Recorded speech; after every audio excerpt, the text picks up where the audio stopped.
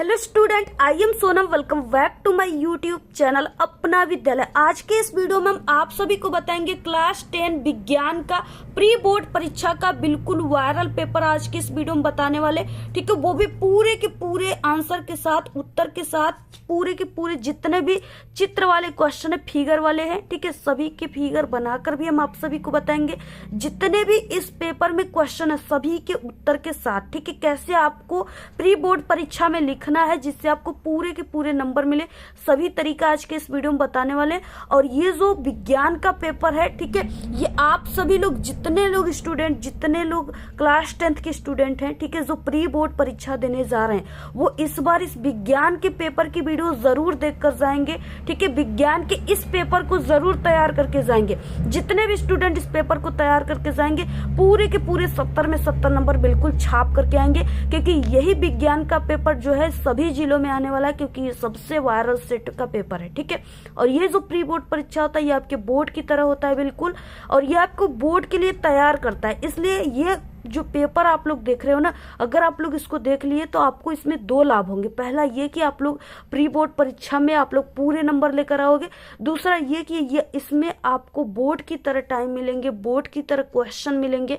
ठीक है, तो आपको अगर आप लोग इस पेपर को देख लिए तो आप बोर्ड के जो पेपर कैसे आएंगे ये आपको पता चल जाएगा। ठीक है, और हो सकता है इस प्री बोर्ड परीक्षा के पेपर में से आधे से ज्यादा क्वेश्चन आपके बोर्ड में भी आ जाते हैं। ठीक है, तो इसलिए आप लोग इसको बहुत ही ध्यान से देखिएगा, आपके लिए वीडियो बहुत ही मोस्ट इंपॉर्टेंट है। यहाँ पे आपको समय बोर्ड की तरह ही मिलेगा। इसमें 3 घंटे 15 मिनट का और पूर्णांक भी 70 का रहेगा। इसमें प्रारंभ के 15 मिनट आपको इस प्रश्न पत्र को पढ़ना है। 2 खंड है, खंड अ खंड ब है। ठीक है, इसमें क्या है कि इसमें फिजिक्स, केमिस्ट्री, बायोलॉजी होते हैं, तो उसको उपखंड कहते हैं। ये 3 उपखंडों में विभाजित है। ठीक है, जैसा कि यहाँ पे क्या है, इस तरीके से खंड अ है, उपखंडों में से उपखंड क, ख, ग इस तरीके से दिया रहेगा। ठीक है, बाकी 20 ऑब्जेक्टिव क्वेश्चन है जिसका आंसर OMR सीट पे आप सभी को देना है। और इसके बाद क्या है कि यहाँ पे सभी प्रश्न आपको करना अनिवार्य है, बाकी वही सब चीजें लिखा हुआ है। ठीक है, और यहाँ से खंड अ शुरू हुआ है जिसमें बहुविकल्पी क्वेश्चन है, और सबसे पहले उपखंड क यानी फिजिक्स से इसमें ऑब्जेक्टिव क्वेश्चन शुरू है। ठीक है, फिजिक्स, केमिस्ट्री, बायोलॉजी तीनों से क्वेश्चन ऑब्जेक्टिव आएंगे और सब्जेक्टिव दोनों आएंगे।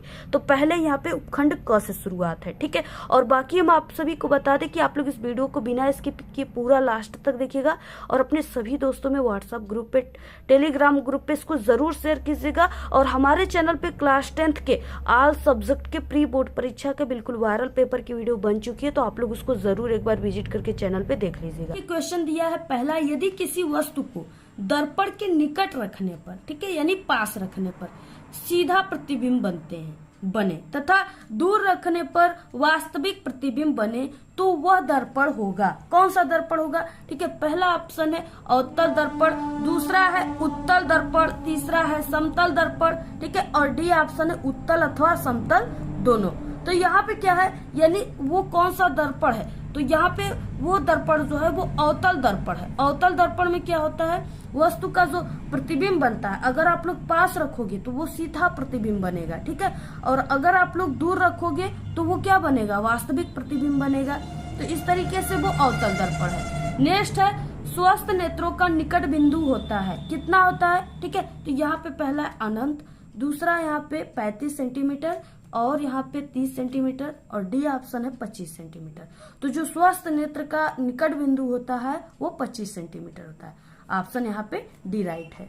नेक्स्ट है यहाँ पे अंतरिक्ष यात्रियों को आकाश दिखाई देता है। ठीक है, किस कलर का दिखाई देता है, काला, नीला, बैगनी या हरा? तो यहाँ पे देखिए, अगर आप लोग चंद्रमा पर जाकर के हमारी पृथ्वी को देखोगे तो वहां से जो हमारी पृथ्वी दिखेगी, ठीक है, वो नीला दिखाई देगी। तो यहाँ पे ऑप्शन वी राइट है। नेक्स्ट यहाँ पे देखिए क्या है, चौथा क्वेश्चन, एम्पियर सेकेंड किसका मात्रक है? तो यहाँ पे देखिए आवेश का जो सूत्र होता है, आवेश, ठीक है, आवेश Q बराबर होता है I इंटू टी। ठीक है, ये होता है आवेश के बराबर सूत्र। अब देखिए यहाँ पे क्या हो जाएगा, I का जो मात्रक होता है वो एम्पियर होता है,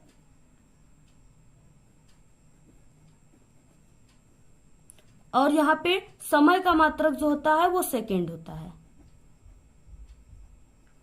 ठीक है, और यहाँ पे पूछ रखा है एम्पियर सेकेंड किसका मात्रक है, तो ये किसके बराबर हो रहा है, यहाँ पे आवेश के बराबर। ठीक है, तो यहाँ पे क्या हो जाएगा, यहाँ पे ऑप्शन सी यानी आवेश का।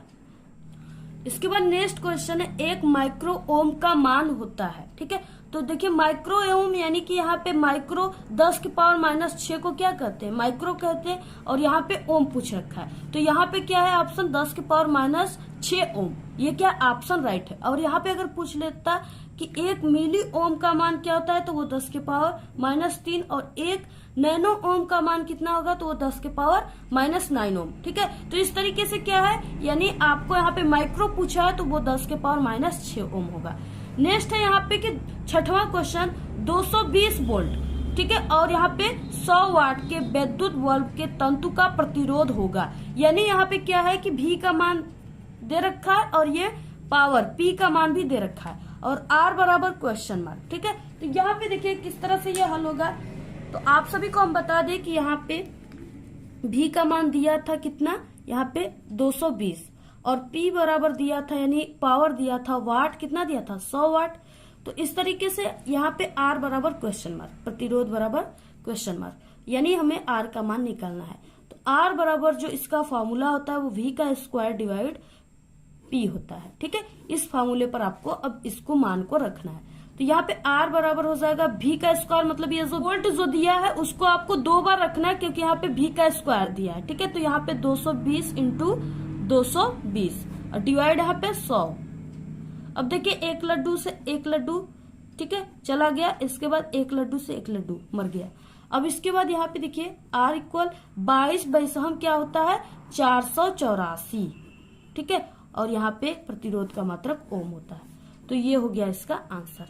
तो यहाँ पे 484 ओम कहाँ पे दिया है, वही ऑप्शन बी में दिया है 484 ओम, ऑप्शन यहाँ पे बी राइट है। नेक्स्ट क्वेश्चन है 7वां, चुंबकीय क्षेत्र की तीव्रता का मात्रक है, तो कौन सा होता है, यहाँ पे टेस्ला, ओम, एम्पियर, वोल्ट एम्पियर, तो यहाँ पे टेस्ला होता है। ठीक है, ऑप्शन ए राइट है। नेक्स्ट आ गया उपखंड ख, नौसादर को गर्म करने पर यह अमोनिया और हाइड्रोजन क्लोराइड में टूट जाता है, और ठंडे करने पर क्या होता है, संयोग से नौसादर बन जाता है। यह अभिक्रिया है, ये कौन सी अभिक्रिया है, यानी गर्म करने पर ये टूट जा रहा है तो ये उष्मीय वियोजन अभिक्रिया है, उष्मा देने पर ये वियोजित हो जा रहा है। ठीक है, टूट जा रहा है, तो यहाँ पे पहला ऑप्शन राइट है। नेक्स्ट है H2S विलयन का pH मान है। देखिए H2S जो है ये क्या है, अम्लीय है, और यहाँ पे क्या है, ये हाइड्रोजन सल्फाइड का सूत्र है। ठीक है, तो यहाँ पे ये अम्लीय होता है, तो अम्लीय का मान क्या होता है 7 से कम होता है, pH पैमाने में 7 से कम को अम्लीय कहते हैं। तो यहाँ पे क्या है 7 से कम होता है, और यहाँ पे 7 से अधिक को क्षार कहते हैं, और सिर्फ 7 को क्या कहते हैं, उदासीन, जो कि जल आता है इसमें। तो इस तरीके से इसमें ऑप्शन सी राइट है। क्वेश्चन है एसिटिक एसिड में क्रियात्मक समूह है, यानी एसिटिक एसिड जो है CH3COOH, इसमें पूछ रखा है क्रियात्मक समूह क्या है। तो यहाँ पे देखिए इसमें क्रियात्मक समूह जो है यहाँ पे COOH, जिसे कार्बोक्सिलिक अम्ल भी कहते हैं। तो यहाँ पे COOH, यानी ऑप्शन यहाँ पे क्या है, एकल one COOH, option C right है। नेक्स्ट है लेड नाइट्रेट का रासायनिक सूत्र है। अब देखिए नाइट्रेट किसको कहते हैं, यहाँ पे NO3। अब यहाँ पे क्या है, लेड नाइट्रेट पूछ रखा है, तो यहाँ पे लेड का क्या होता है PbNO3 का होल ट्वाइस, तो यहाँ पे ऑप्शन बी राइट है। नेक्स्ट है 1 बिलियन में हाइड्रोक्साइड आयन का सांद्रण, यहाँ पे 1 गुणित 10⁻12 मोल प्रति लीटर है, तो इस बिलियन का pH मान होगा। इसको देखिए हम आपको सॉल्व करके बताते हैं, क्योंकि ऐसा क्वेश्चन आपके एग्जाम में जरूर आता है। यहाँ पे देखिए सबसे पहले जो OH माइनस यानी हाइड्रोक्सी आयन जो है, इसका मान दिया है 1 गुणित 10⁻12 मोल प्रति लीटर।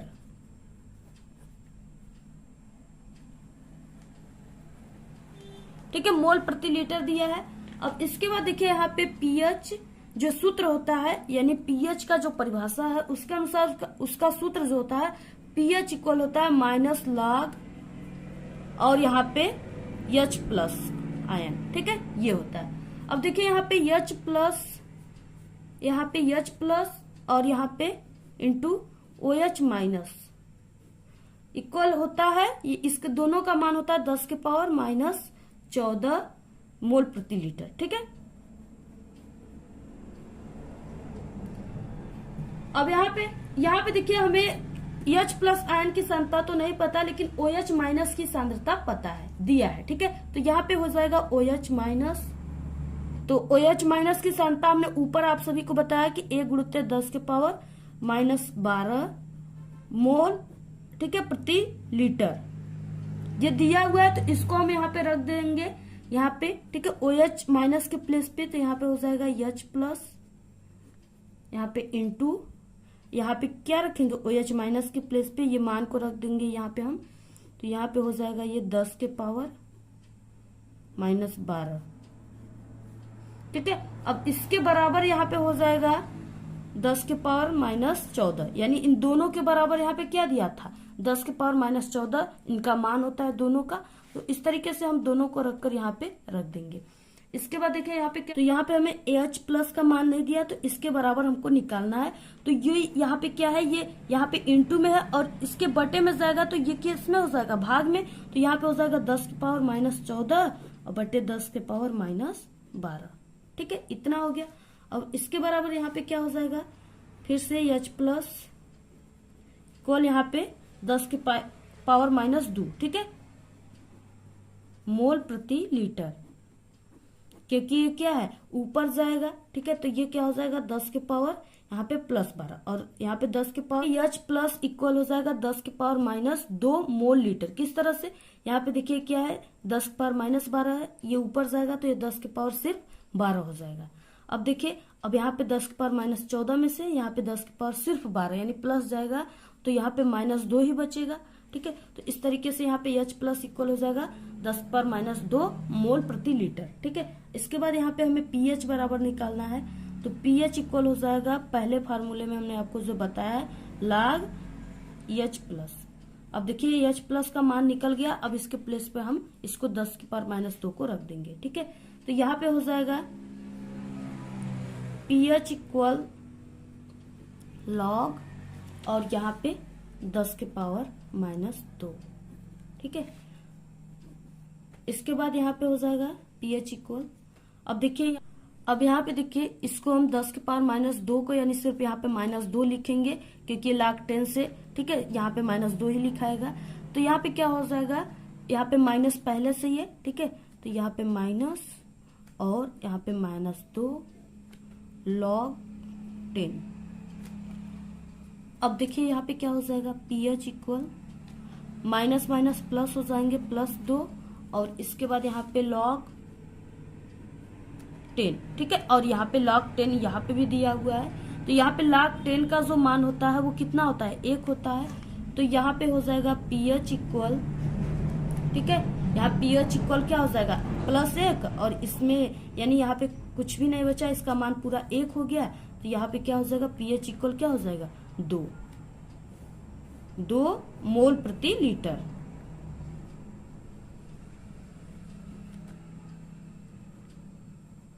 तो ये, तो इसमें से कौन सा ऑप्शन राइट है, तो यहाँ पे इसमें से ऑप्शन ए। ठीक है, +2। नेक्स्ट अमलगम होते हैं। अमलगम देखिए, अमलगम मतलब क्या होता है, इसमें कई प्रकार की जो है धातुएं मिली होती है। जैसे फैक्ट्रिया जो होती है कोई भी धातु को बनाती है, तो उसमें से जितने भी यानी कचरे होते हैं उसमें क्या होता है, कई प्रकार के धातु जो होते हैं वो मिले होते हैं, यानी उसको मिश्र धातु कहते हैं। ऑप्शन बी राइट है। अनॉक्सी शोषण में बनता है, अनॉक्सी शोषण में क्या बनता है, यहाँ पे C2H5OH। ठीक है, एथिल अल्कोहल बनता है। ऑप्शन ए राइट है। नेक्स्ट क्वेश्चन है, पराग नलियों की अंडाणु की तरफ वृद्धि किसके कारण होती है। ठीक है, तो वो रसोनुवर्तन और या इसको रसायनानुवर्तन के कारण कहते हैं। ठीक है, ऑप्शन बी राइट है। नेक्स्ट क्वेश्चन है, नीचे दी गई आहार श्रृंखला में मान लीजिए कि चौथे पोषी स्तर पे ऊर्जा की मात्रा 5 kg है, तो बताइए कि उत्पादक स्तर पर कितनी ऊर्जा उपलब्ध होगी। ठीक है, तो यहाँ पे क्या है, देखिए इसमें क्या है कि चौथे पर कितना है 5 kg है, और जितना नीचे जाएगा उसका उतना ही ऊर्जा बढ़ता जाएगा, शून्य उसमें बढ़ता जाएगा। तो यहाँ पे क्या हो जाएगा 5000 kg। ऑप्शन यहाँ पे क्या है, यहाँ पे 5000 kg। घास, टिड्डा, मेढक, सांप और बाज, इस तरह से इसमें चौथा ये है। दूसरा क्वेश्चन है, महासागरों से हम कौन सा ऊर्जा का स्रोत प्राप्त कर सकते हैं। तो देखिए ज्वारी ऊर्जा जो है महासागरों में होता है, तरंग ऊर्जा यानी तरंग समुद्र में होते हैं, महासागरों में, और महासागर तापी ऊर्जा ये भी होता है, यानी ये सभी होते हैं। ऑप्शन यहाँ पे डी राइट है। सभी क्वेश्चन जितने भी बता रहे हैं सभी इंपॉर्टेंट है, क्योंकि ये पेपर ही बिल्कुल वायरल पेपर है। जितने भी इसमें क्वेश्चन रहेंगे हैं सभी इंपॉर्टेंट क्वेश्चन है, और आपके एग्जाम में ये सभी क्वेश्चन हर साल आते हैं और इस बार भी बिल्कुल यही पेपर आएगा। ठीक है, आप लोग इसको बिल्कुल तैयार कर लीजिए एक एक क्वेश्चन को, क्योंकि यही पेपर आएंगे। और अगर इस पूरे पेपर की तैयारी करके जाओगे तो आपका विज्ञान में, साइंस में पूरे के पूरे 70 नंबर आप लोग बिल्कुल आग लगा कर आओगे। ठीक है, तो यहाँ पे जल में घुलनशील होता है, तो यहाँ पे जल में घुलनशील विटामिन, यहाँ पे विटामिन सी होता है। नेक्स्ट, निम्नलिखित में से कौन टेस्टोस्टेरोन हार्मोन का कार्य नहीं है? ठीक है, तो वो टेस्टोस्टेरोन हार्मोन का कार्य जो है वो यहाँ पे शरीर वृद्धि के अनुसार नई प्रजातियों की उत्पत्ति, ये क्या है? ये नहीं, ऑप्शन बी राइट है। नेक्स्ट है यहाँ पे डार्विन के अनुसार नई प्रजातियों की उत्पत्ति होती है, तो डार्विन का जो यहाँ पे अनुसार जो नियम दिए गए थे वो उत्परिवर्तनवाद से। ठीक है, ऑप्शन यहाँ पे उत्परिवर्तन से, यानी यहाँ पे ऑप्शन बी राइट है। देखिए अब नेक्स्ट यहाँ पे क्वेश्चन आ गया आप सभी का 4 नंबर वाला क्वेश्चन, उपखंड क। ठीक है, तो इसमें क्या, ये आपके फिजिक्स से क्वेश्चन है। पहला क्वेश्चन है, यह कैसे ज्ञात होगा कि धारावाही तार चुंबकीय क्षेत्र उत्पन्न करता है? ठीक है, 4 नंबर का क्वेश्चन है। तो इसका, यदि किसी धारावाही तार के निकट एक चुंबकीय सुई रखी जाए, ठीक है, यानी यहाँ पे क्या है, इस तरह से ये धारावाही है और यहाँ पे ये तार है, इसके निकट क्या है, चुंबकीय सुई रखी जाए, इसके निकट एक चुंबकीय सुई रखी जा रही है इस तरह से। ठीक है, इधर नॉर्थ और इधर साउथ, तो इस तरीके से एक चुंबकीय सुई रखा जाए तो सुई अपनी सामान्य यानी उत्तर दक्षिण स्थिति में घूम जाती है। ये क्या करती है, उत्तर से दक्षिण की स्थिति में वो ये घूमने लगती है। ठीक है, इस तरीके से ऐसे जाती है और इधर ऐसे जाती है, घूमने लगती है। अब क्या होता है, इसी प्रकार यदि धारावाही तार के समांतर दूसरा धारावाही तार जो गति के लिए स्वतंत्र हो, बिल्कुल घूमने के लिए स्वतंत्र हो, अपने स्थान पे रखा जाए, तो वो दूसरा धारावाही तार अपने स्थान से हट जाता है। वो क्या होता है, हट जाता है, और इससे सिद्ध होता है कि धारावाही तार से चुंबकीय क्षेत्र उत्पन्न होता है, जो चुंबकीय सुई अथवा दूसरे धारावाही तार पे चुंबकीय बल लगाता है। इससे क्या होता है, चुंबकीय क्षेत्र में धारावाही उत्पन्न होता है। इस तरीके से ये आंसर है आप लोग। नेक्स्ट है यहाँ पे हीरा क्यों चमकता है? ठीक है, ये भी 4 नंबर का क्वेश्चन है। तो यहाँ पे देखिए, हीरे से वायु में आने वाली किरण, ठीक है, जो यहाँ पे इस तरह से हीरा हो गया, ऐसे हीरा होते हैं, ठीक है, इस तरह से इसमें होता है, ऐसे भी हीरे होते हैं, हीरे के बहुत चीज बनते हैं। तो इस तरह से हीरा जो होता है वो कटे हुए कांच से बनते हैं। ठीक है, तो यहाँ पे हीरे से वायु में आने वाली किरण के लिए जो क्रांतिक कोण होता है, यानी सी, क्रांतिक कोण जो होता है वो बहुत ही कम होता है, केवल कितना होता है, 25 अंश होता है। अतः जब बाहर का प्रकाश किसी कटे हुए हीरे में प्रवेश करता है तो वो उसके भीतर विभिन्न तलों पर क्या करता है, बार बार पूर्ण परावर्तित होता रहता है। यानी अगर जो शीशा है, हीरा है, ठीक है, उसमें अगर प्रवेश करता है जो प्रकाश, तो वो उस हीरे में से जल्दी निकल नहीं पाता है, इसलिए हीरा क्या होता है, चमकता रहता है, सिर्फ वो एक ही जगह से निकल पाता है। तो यहाँ पे क्या है, देखिए अब इसमें प्रकाश किसी कटे हुए हीरे में प्रवेश करता है तो वो उसके भीतर विभिन्न तलों पर बार बार पूर्ण परावर्तित होता रहता है। जब किसी तल पर आपतन कोण, यानी आपतन कोण, यहाँ पे आपतन कोण आई 25 अंश से कम हो जाता है, तब ही प्रकाश जो होता है वो हीरे से बाहर आ पाता है। इसी प्रकार हीरे में सभी दिशाओं में प्रवेश करने वाला जो प्रकाश है वो केवल कुछ ही दिशाओं में हीरे से बाहर निकलता है। अतः इन दिशाओं से देखने पर हीरा जो होता है वो अत्यंत चमकदार दिखाई देता है, इसलिए हीरा। नेक्स्ट क्वेश्चन है, प्रतिरोध का मात्रक क्या होता है? ठीक है, तो प्रतिरोध का मात्रक जो होता है वो ओम होता है, जिसका सिंबल इस तरह से होता है। तो यहाँ पे प्रतिरोध का मात्रक ओम होता है। यल लंबाई तथा ए मोटाई, ठीक है, यल लंबाई का मान दिया है और ए जो है ये मोटाई का, क्षेत्रफल का, मोटाई के तार का प्रतिरोध 10 ओम है, यानी R बराबर 10 ओम है। इसी पदार्थ के एक अन्य तार जिसकी लंबाई यल बटे के 3 तथा मोटाई 3a हो, तो उसका प्रतिरोध क्या होगा, यानी यहाँ पे R1 बराबर R1 का प्रतिरोध बराबर क्वेश्चन मार्क। ठीक है, ये 4 नंबर का क्वेश्चन है। अब देखिए इसको हल कैसे करना है।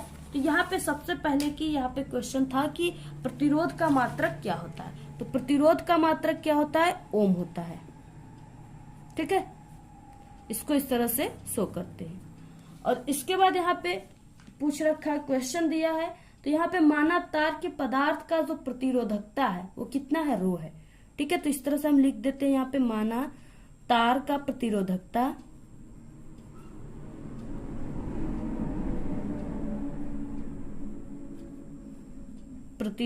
कितना दिया है, रो। ठीक है, इस तरह से ये रो बनता है, रो है। अब यहाँ पे R इक्वल क्या होता है, यहाँ पे रो इंटू यल डिवाइड ए। ठीक है, इतना। तो यानी पहले R का मान दिया है, इसमें R बराबर कितना दिया है, 10 ओम दिया था।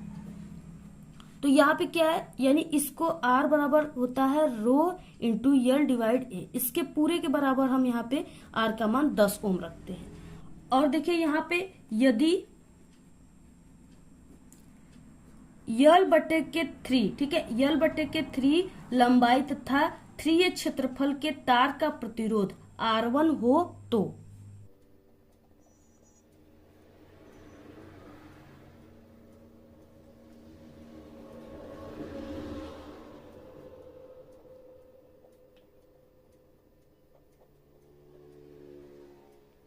यदि यल बटे के 3 लंबाई तथा 3a क्षेत्रफल के तार का प्रतिरोध कितना हो, R1 हो तब। तो यहाँ पे सूत्र हो जाएगा R1 इक्वल यहाँ पे हो जाएगा रो इंटू L1, ठीक है, डिवाइड यहाँ पे A1।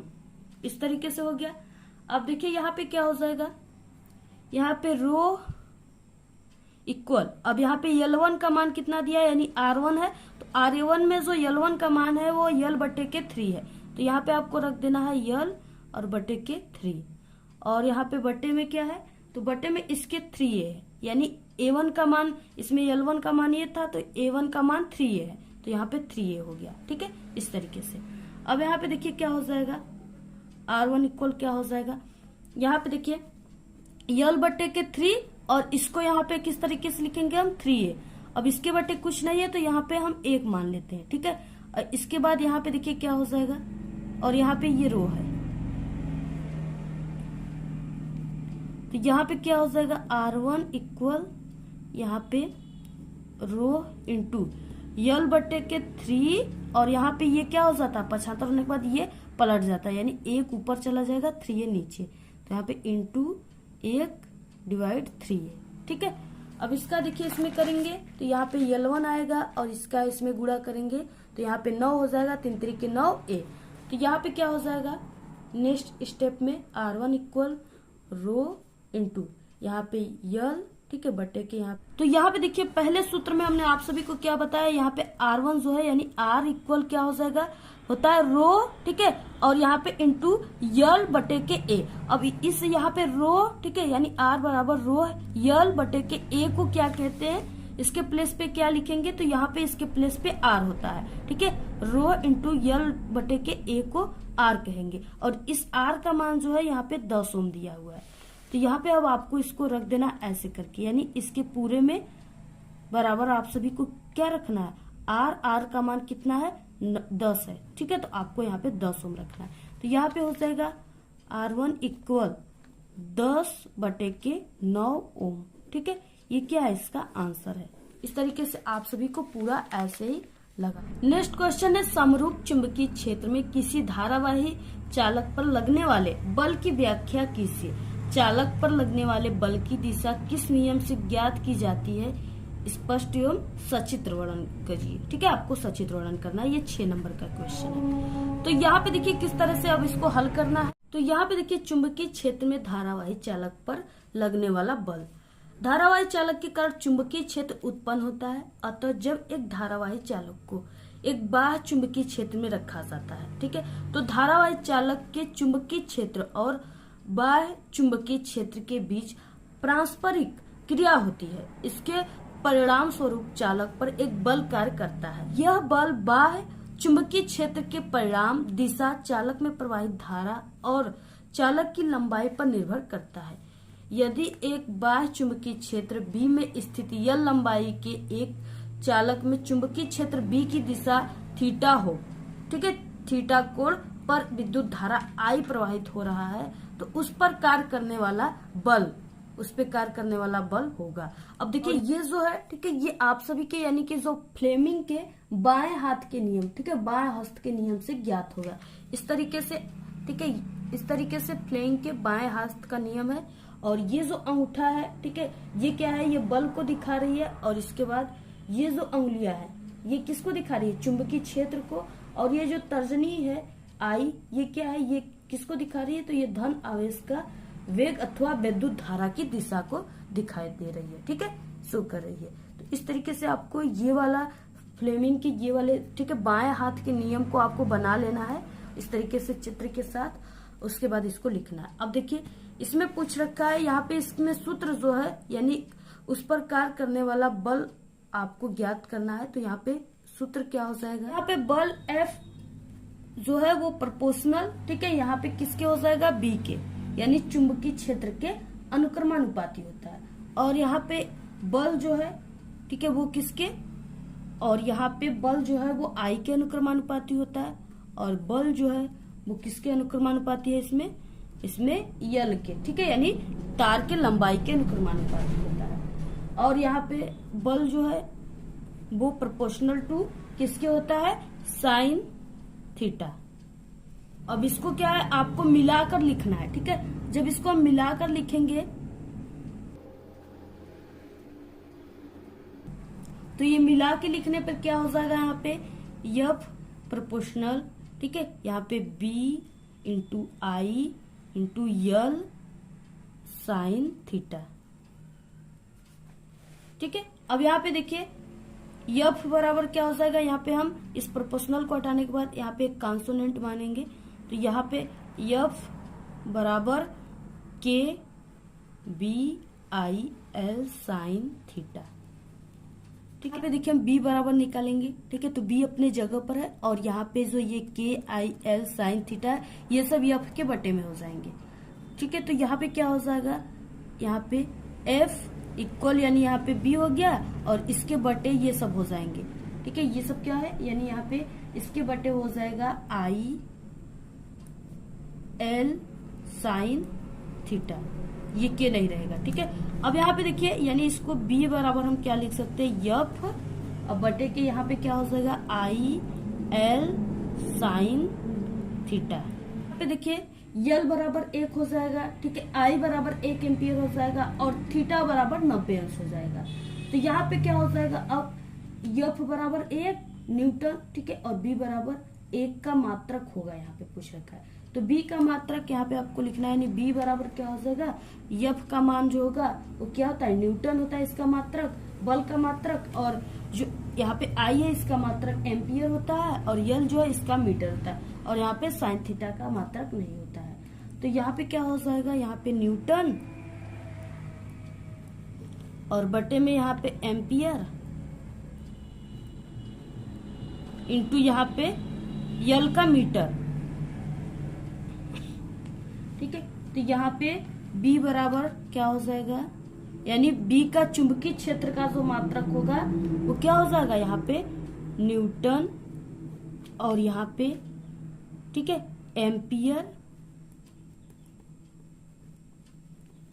एम्पियर पे -1, इस तरह से हम लिख सकते हैं, इंटू यहाँ पे मीटर पे -1, क्योंकि ये ऊपर आ गया। तो ये क्या है, इसका मात्रक होता है।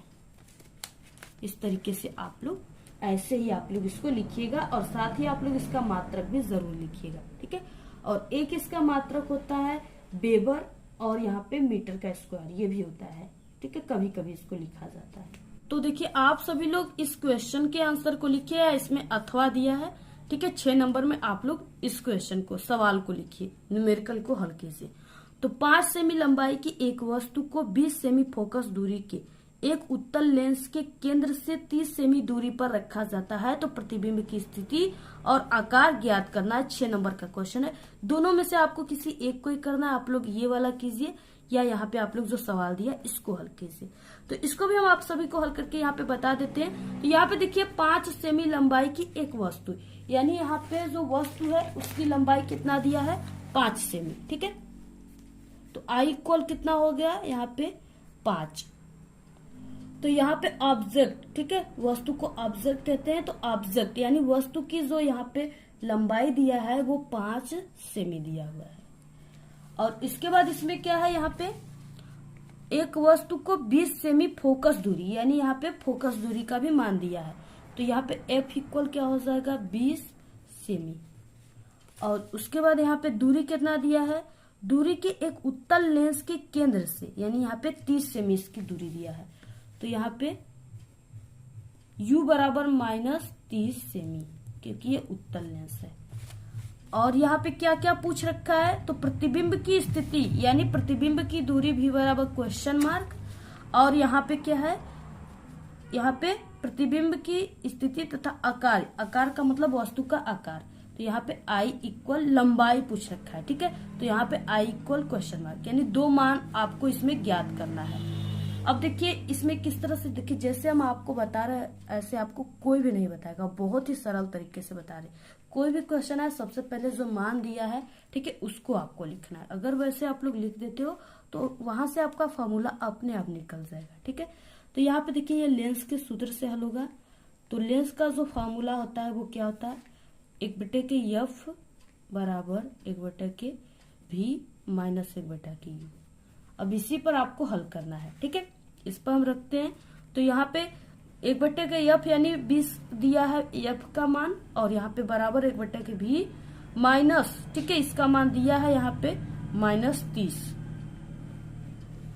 अब देखिए इसको हम हल करते हैं। तो यहाँ पे क्या हो जाएगा 1/20 और बराबर यहाँ पे 1/v प्लस 1/30, क्योंकि ये माइनस यहाँ पे भी दिया है और माइनस इसमें के साथ भी दिया है। तो ये माइनस माइनस प्लस हो जाएंगे।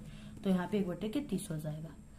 अब देखिए क्या हो जाएगा यहाँ पे, अब यहाँ पे देखिए 1/20 और ये जो प्लस में 1/30 है ये बराबर के इधर जाएगा, तो ये माइनस 1/30 हो जाएगा। ठीक है, बराबर 1/v। अब देखिए यहाँ पे क्या हो जाएगा, हमें 1/v का मान लिखना है। तो आप लोग इसको इस तरह से भी लिख सकते हैं 1/v, और यहाँ पे 1/20 माइनस 1/30, ऐसे भी आप लोग इसको लिख सकते हो। ठीक है, तो यहाँ पे देखिए क्या हो जाएगा, इसका हम इस तरह से एलसीएम लेंगे। ठीक है, तो वो कितना लेंगे 60, यानी इसके एलसीएम कितना लिए 60। ठीक है, यानी इस दोनों अंक से ये 60 जो है कटना चाहिए। तो 20 के 20, 20 दूना 40, 20 23 60। तो यहाँ पे हो गया 3। ठीक है, और यहाँ पे क्या है 30 के 30, 30 दूना 60, यानी यहाँ पे माइनस है तो -2। ठीक है, तो यहाँ पे कितना हो जाएगा 1/v इक्वल कितना हो जाएगा, यहाँ पे 3 में से -2 गया तो 1 और बटे के 60। तो यहाँ पे v बराबर क्या हो जाएगा, यहाँ पे 60 सेमी। ठीक है, तो ये क्या हो गया, इसका आंसर हो गया 60 सेमी, v बराबर। अभी तो v का मान आया है, इसके बाद अभी हमको i का मान निकालना है। तो यहाँ पे आप लोग इस तरह से, ठीक है, इसका स्क्रीनशॉट लीजिए। इसी तरह से यह होगा, इस तरह से जो हमारा 60 आया है, ठीक है, यानी कि प्रतिबिंब लेंस की दूसरी ओर 60 सेमी की दूरी पर बनेगा। ठीक है, और इसके बाद देखिए यहाँ पे अब क्या होता है, वस्तु के यानी कि जो लंबाई निकालने का सूत्र होता है इक्वल यहाँ पे v/u। ठीक है, ये आवर्धन का सूत्र होता है। इससे अब हम आपको लंबाई किस तरह से निकालेंगे इसको दिखाएंगे। तो यहाँ पे आई बटे के ओ का मान दिया था 5 सेमी, तो आपको 5 लिखना है बराबर। यहाँ पे v का मान अभी हमने निकाला है, v बराबर 60, तो आप सभी को यहाँ पे 60, और वस्तु का दूरी तो दिया ही था -30, तो इस तरह से आपको माइनस में लिख देना है। अब देखिए यहाँ पे आई इक्वल 5 बटे के, यहाँ पे कितना हो जाएगा, ये 30 से 60 कट गया, तो यहाँ पे कितना आ गया, यहाँ पे -2 आ गया। ठीक है, क्योंकि ये 2 बार में कटा है, तो यहाँ पे -2, तो इस तरह से -2 हो गया। और यहाँ पे अब यहाँ पे देखिए आई इक्वल क्या हो जाएगा, यानी यहाँ पे आई बटे के 5, ये क्या है आई बटे के 5 जो है बराबर कितना आ गया, यहाँ पे -2। अब इसका यानी 5 का इसमें क्या हो जाएगा, गुणा हो जाएगा, तो यहाँ पे आई बराबर क्या हो जाएगा -10, आई इक्वल क्या हो जाएगा -10। अब इसका जो मात्रक होता है वो भी सेमी में आएगा, तो यहाँ पे सेमी। यहाँ पे वस्तु की लंबाई यानी प्रतिबिंब की लंबाई I इक्वल यहाँ पे -10 सेमी है, ठीक है। यानी प्रतिबिंब माइनस का मतलब क्या है कि प्रतिबिंब जो हमारा बनेगा वो क्या बनेगा, उल्टा बनेगा। क्या बनेगा, उल्टा, ठीक है। प्रतिबिंब उल्टा 10 सेमी ऊंचा बनेगा, ऊंचा होगा, ठीक है। इस तरह से आपको क्या करना है, इसको पूरे को लिखना है। ये इसका आंसर हो गया। अब देखिए नेक्स्ट उपखंड ख से 25वां क्वेश्चन, सूचक क्या है। एक उदाहरण की सहायता से अम्ल क्षार सूचकों की अम्लीय तथा क्षारीय माध्यम में रंग परिवर्तन को स्पष्ट कीजिए। देखिए जो सूचक होता है यानी कि ये क्या करता है, रंग बदलने की सूचना देता है, उसी को सूचक कहते हैं, ठीक है। इसको हमने पहले से ही बता चुका अभी कल ही, तो आप लोग साइंस के प्लेलिस्ट में या हमारे चैनल पे विजिट करके आप लोग इस क्वेश्चन के आंसर को देख लीजिए। ये 4 नंबर का क्वेश्चन है, ठीक है। नेक्स्ट है यहाँ पे समझाइए कि क्यों सिल्वर नाइट्रेट के विलयन में कॉपर का तार डालने पर, ठीक है, विलयन का रंग होता है वो नीला हो जाता है, AgNO3, ठीक है। इसमें ये बोल रहा है सिल्वर नाइट्रेट। तो आप सभी को इसको हल करना बहुत ही अच्छा है। नेक्स्ट है यहाँ पे साबुन क्या है, साबुन बनने की किसी एक विधि का वर्णन कीजिए, ठीक है। तो ये पोटेशियम हाइड्रोक्साइड या यहाँ पे सोडियम हाइड्रोक्साइड के जो अम्लीय विलयन यानी अम्लीय होता है CH3COOH, इससे क्रिया कराने पर साबुन बनता है। बहुत ही सरल है, हमने बहुत ही अच्छे तरीके से बताया है। और इस पूरे साबुन बनने की प्रक्रिया को साबुनीकरण कहते हैं। तो आप लोग इसका आंसर जाकर के देख लीजिएगा चैनल पे, ठीक है। प्लेलिस्ट में आप लोग देख लीजिएगा, सभी क्वेश्चन उसी में हम बताए हैं। नेक्स्ट है मेंडलीव की प्रारंभिक आवर्त सारणी के दोष बताइए और इसका निवारण मेंडलीव की संशोधित आवर्त सारणी में किस प्रकार किया गया है।